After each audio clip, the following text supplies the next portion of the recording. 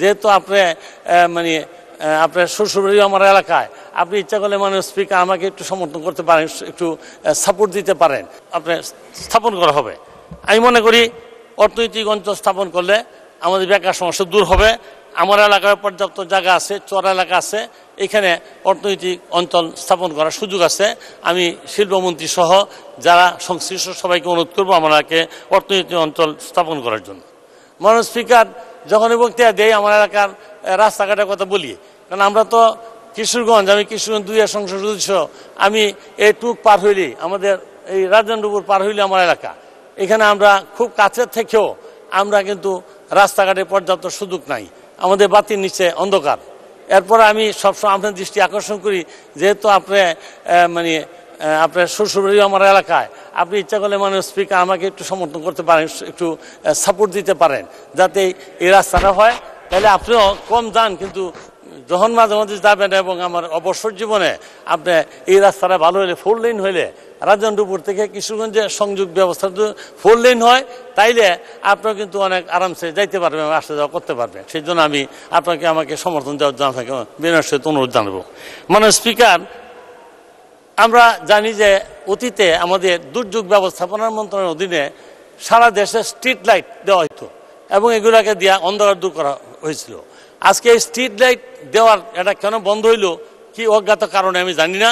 আমি দুর্যোগ ব্যবস্থাপনা মন্ত্রণালয়ের অধীনে আমি আবার স্ট্রিট লাইট যেভাবে পর্যাপ্ত স্ট্রিট লাইট দেওয়ার জন্য আমি অনুরোধ রাখবো। মাননীয় স্পিকার, আজকে অনেকেই বলছে, আমিও বলবো যে বিদ্যুতের জন্য আমাদের একসময় হাহাকার ছিল, বিদ্যুৎ দিতে পারতাম না। আজকে বিদ্যুৎ দেওয়া হয়েছে, সকালে বিদ্যুৎ সংযোগ আছে কিন্তু বিদ্যুৎ নাই। তাহলে এই সংযোগ দেওয়া, আমরা এত কষ্ট করে এই সংযোগ দেওয়া লাভ কি হইল? আজকে কিন্তু বহু এলাকায় ঘন্টার পর ঘন্টা বিদ্যুৎ নাই। বিদ্যুৎ বিভাগের যারা আছে তাদেরকে বললে তারা কোনো জবাব দিতে পারে না, অনেক জায়গায় দিয়ে তারাও অসহায়। এবং এই অবস্থা থেকে উত্তরণের জন্য আমি বিদ্যুৎ মন্ত্রী যিনি আছেন ওনাকে আমি বলবো যে শুধু এখানে সংসদে কথায় বললে হবে না, আপনার কাজে এই বিদ্যুৎ সংযোগ আছে, তাদের বিদ্যুৎ দিতে হবে, এটা আমার দাবি।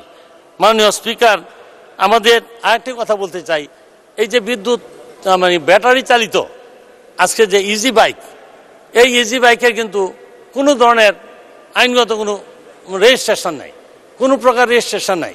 এইগুলা বিভিন্ন চুরি হইতেছে, বিভিন্ন অপরাধ হইতেছে, অ্যাক্সিডেন্ট হইতেছে, এদের কোনো পাওয়ার মতো সুযোগ হয় নাই। এটাকে আমার মনে হয় যে রেজিস্ট্রেশন আওতায় আনা তো কোনো কঠিন কাজ না। এইটাও মনে হয় যে এই যে আমাদের যোগাযোগ মন্ত্রী আমাদের যিনি আছেন, এটাকে যে কোনো উপায় এটাকে রেজিস্ট্রেশন আওতায় আনতে হবে। আর এই যে ব্যাটারি চালিত এই বিদ্যুতের সারা বাংলাদেশে সিংহভাগ কিন্তু খরচ হয়ে যায় ব্যাটারি চালিত এই ইয়ার জন্য, ইজি বাইকের জন্য। ওইটার দরকার আছে, কিন্তু এটাকে আপনি এই রেজিস্ট্রেশন আওতায় আনতে হবে এবং এদেরকে অল্টারনেটিভ কোনো ব্যবস্থা করা যায় কিনা। বিদ্যুৎ দিয়ে চালাইলে আপনি এই বিদ্যুতের সমস্যা দূর করা যাবে বলে আমি মনে করি না। মাননীয় স্পিকার, আমার এলাকার ঢাকার খুব কাছে আমার এখানে অনেক শিল্প ইন্ডাস্ট্রি হইতে পারে। উঁচু এলাকায় এই অল্প রাস্তা যদি একটু বড় হয়ে যায়, 4 লেন হয়, তাইলে আমার এলাকায় অনেক বিদ্যুৎ স্থাপিত হবে, ইন্ডাস্ট্রি স্থাপিত হবে এবং এই ইন্ডাস্ট্রি স্থাপনের জন্য একটা এখানে গ্যাস লাইনের দরকার। গ্যাস লাইন খুব কাছে, আমাদের উপর দিয়ে কিন্তু গ্যাস লাইন আছে। এখানে শুধু খালি অনুমতি দিলে কিন্তু আমরা গ্যাসের সংযোগ দিতে পারি। গ্যাসের সংযোগ দিলে আমার এলাকা ইন্ডাস্ট্রিতে পরিপূর্ণ হয়ে যাবে এবং অনেক বেকার সমস্যা দূর হবে।